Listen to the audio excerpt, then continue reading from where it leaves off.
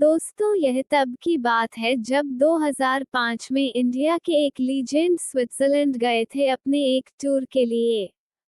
26 मई 2005 को वह स्विट्जरलैंड में लैंड हुए थे। स्विट्जरलैंड से लौटने के बाद उनके याद में, उनके सम्मान में स्विट्जरलैंड गवर्नमेंट ने 26 मई को साइंस डे डिक्लेयर कर दिया था।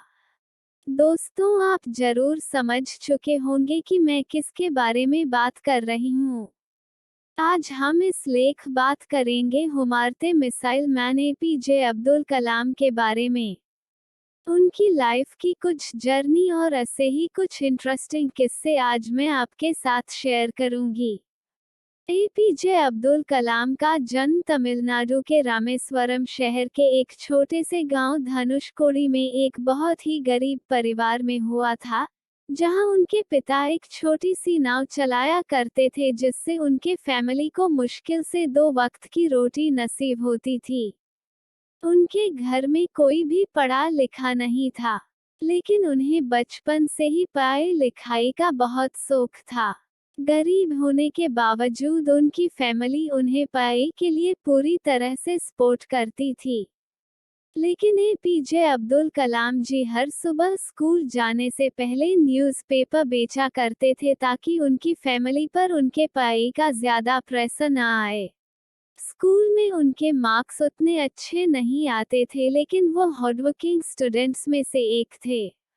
उनका हमेशा सिर्फ एक फोकस रहता था कि हर दिन कुछ नया सीखा जाए और इसलिए वो घंटों घंटों तक पढ़ाई किया करते थे। बचपन से ही वह इंडियन आर्म्ड फोर्सेस की पायलट बनना चाहते थे, इसलिए उन्होंने अपनी स्कूलिंग खत्म होने के बाद मद्रास इंस्टीट्यूट ऑफ टेक्नोलॉजी के तहत एरोस्पेस इंजीनियरिंग में एडमिशन लिया। यह किस्सा तब का है जब वो मद्रास इंस्टीट्यूट ऑफ टेक्नोलॉजी में पढ़ रहे थे। उस वक्त वो एक सीनियर क्लास प्रोजेक्ट पर काम कर रहे थे और उस प्रोजेक्ट के प्रोग्रेस को देखकर कॉलेज के टीचर उनसे बहुत गुस्सा हो गए। उन्होंने एपीजे अब्दुल कलाम से कहा कि अगर 3 दिन ये प्रोजेक्ट कंप्लीट नहीं हुआ तो मैं तुम्हारा स्कॉलरशिप कैंसिल कर दूंगा। यह बात सुनकर एपीजे अब्दुल कलाम बहुत घबरा गए और उन्होंने दिन रात बैठकर 3 दिन के अंदर प्रोजेक्ट को कंप्लीट कर दिया। यह देखकर उनके टीचर बहुत खुश हो गए और उन्होंने एपीजे अब्दुल कलाम जी से कहा कि मैं जानता था कि तुम में वह काबिलियत है, लेकिन मैं यह देखना चाहता था कि तुम में मुश्किल वक्त को सहने की क्षमता है या नहीं। कॉलेज खत्म होने के बाद जब एपीजे अब्दुल कलाम जी ने इंडियन आर्म्ड फोर्स में फाइटर पायलट की पोस्ट के लिए अप्लाई किया तो उस वक्त सिर्फ 8 सीट खाली थी और बदकिस्मती से उनका नॉट नंबर आया और वह आर्म्ड फोर्सेस के लिए सेलेक्ट नहीं हो पाए। उसके बाद से उन्होंने डीआरडीओ ज्वाइन की, लेकिन वह डीआरडीओ में अपनी जॉब से खुश नहीं थे क्योंकि उन्हें वहां कुछ नया सीखने नहीं मिलता था। तभी उनकी मुलाकात हमारे इसरो के फाउंडर विक्रम साराभाई जी से हुई। उनको एपीजे अब्दुल कलाम जी की मेहनत और हर वक्त कुछ नया सीखने की चाह बहुत पसंद आई, और उसके बाद उनका डीआरडीओ से इसरो में ट्रांसफर हुआ।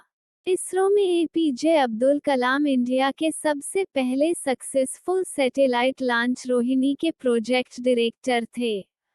उसके बाद उन्होंने कई प्रोजेक्ट इनिशिएट किए। 1980 में पृथ्वी मिसाइल सक्सेसफुल लॉन्च करने के बाद उन्हें नासा ने जॉब ऑफर करने की कोशिश की, लेकिन उन्होंने उसे ठुकरा दिया। पृथ्वी मिसाइल के सक्सेसफुल लॉन्च के बाद इंडियन कैबिनेट के तहत रिसर्च के लिए 3.88 बिलियन के फंड्स अलाउड कर दिए गए, जिसके बाद एपीजे अब्दुल कलाम ने उनके टीम के साथ मिलकर अग्नि, त्रिशूल, आकाश, नाग जैसे कई बड़े मिसाइल लॉन्च किए। उनकी लीडरशिप के अंदर इंडिया को सबसे बड़ी कामयाबी तब मिली जब 1998 में इंडिया ने सीक्रेटली सारे न्यूक्लियर बॉम्ब टेस्ट करके इंडिया को सारी दुनिया के सामने एक न्यूक्लियर पावर घोषित कर दिया, जिसके बाद एपीजे अब्दुल कलाम को मिसाइल मैन ऑफ इंडिया के नाम से बुलाया गया। 2002 में एपीजे इंडिया के 11th प्रेसिडेंट बने।